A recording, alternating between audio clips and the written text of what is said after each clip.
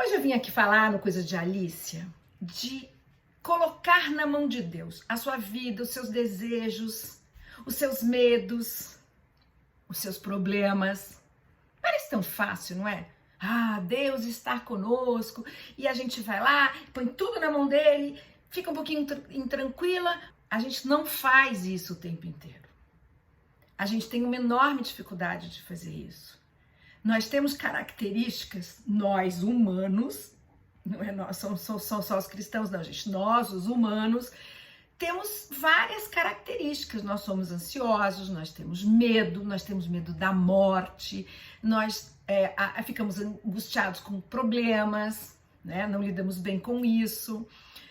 Nós temos um conceito de felicidade que não está na Bíblia, né? Que às vezes a gente sonha com coisas porque a gente acha que a gente precisa daquilo para ser feliz. Então a gente fica aquela ansiedade de conseguir, constrói essas coisas. Às vezes a gente quer alguma coisa que a gente precisa muito, um emprego, ele não vem no nosso tempo, vem no tempo dele. A gente já falou de tempo de Deus aqui num dos Coisas de Alice anterior.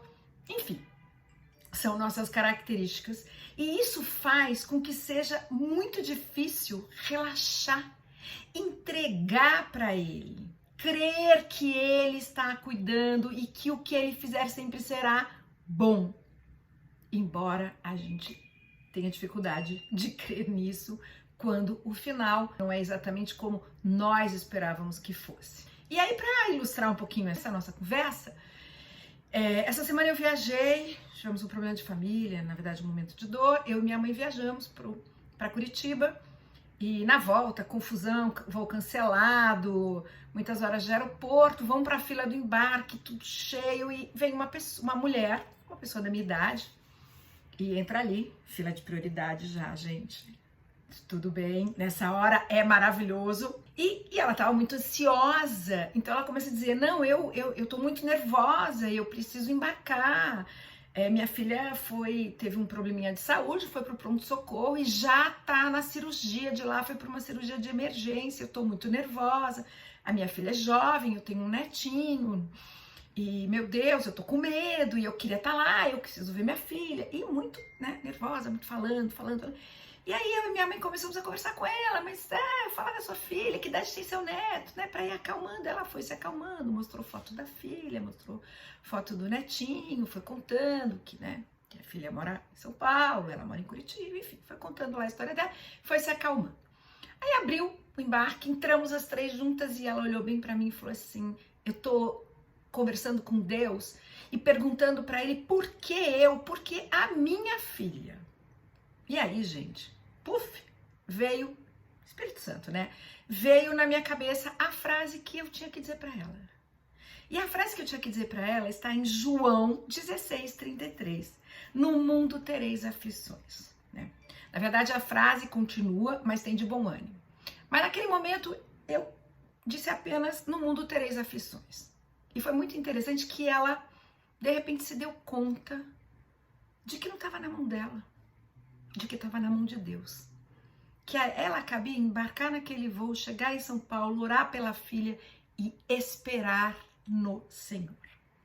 E aí, isso é uma história com final feliz, voamos, demorou bastante para sair, para pousar, para tudo.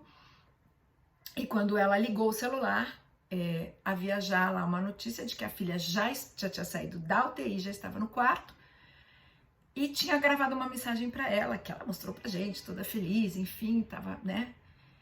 E é sobre isso.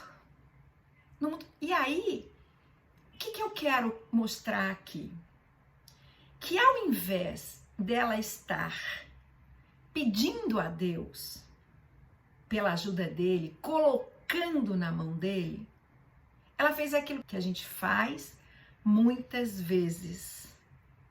Ela começou a reclamar, questionar o que estava acontecendo. E aí, em vez de estar preocupada em que Deus atendesse o pedido dela, de cuidar da filha dela, etc. Porque minha filha, eu não quero isso e tal. E não funciona, gente. Porque se a gente, cada vez que a gente pedir a ajuda dele, precisar dele, a gente vier com essa postura que é humana, que não é uma crítica, porque eu também sou assim, né? Mas a gente tem que aprender que não é assim que funciona. Jesus disse: tereis aflições e tende bom ânimo, que é o final da frase. Por quê? Porque ele está cuidando. Mas quando ele está cuidando, o final é o que ele sabe que é o melhor para a nossa vida. É difícil? Muito. Quem de nós nunca passou por uma situação dessa? De perda, de estar orando por uma vida? Quem de nós nunca pediu por coisas que não vieram? Às vezes não vem. Quem de nós não sonhou com algumas coisas que gostaria de ter lá atrás na vida e depois não tem, passa a vida e vê que nem era fundamental para você? Porque ele pegou para ele, tá lá. E por quê? Pausa aqui. Porque ele sabe como cuidar de você. E você, dentro da sua humanidade, que pode chorar, pode ficar triste, pode implorar, pode tudo, pode pedir muito, pode desejar coisas erradas no bom sentido, né, gente? Não vamos querer coisa que é pecado, enfim. Pode desejar, pode implorar, pode pedir, pode tudo. Só não pode ficar questionando por quê. Primeiro porque não vem na Bíblia essa explicação. Você pode ir lá, Jesus diz, pegue a sua cruz. Jesus diz, no mundo tereis aflições. Nós sabemos que vários personagens da Bíblia sofreram muito. Aliás, a maioria, né? Que é pra gente entender, né? E estavam debaixo da unção de Deus. Porque estavam vivendo aquilo que era preciso viver. Aquilo que está determinado por Ele, né? Claro, gente, dentro de que existe livre-arbítrio, que você vai fazer besteira, vai voltar, ele vai te perdoar, ele vai te ajudar. Enfim, é todo um processo, um movimento. Ser cristão, gente, é relacionamento, é mudança, é caminhada, é crescimento espiritual, é maturidade, é uma longa jornada, é uma jornada de vida.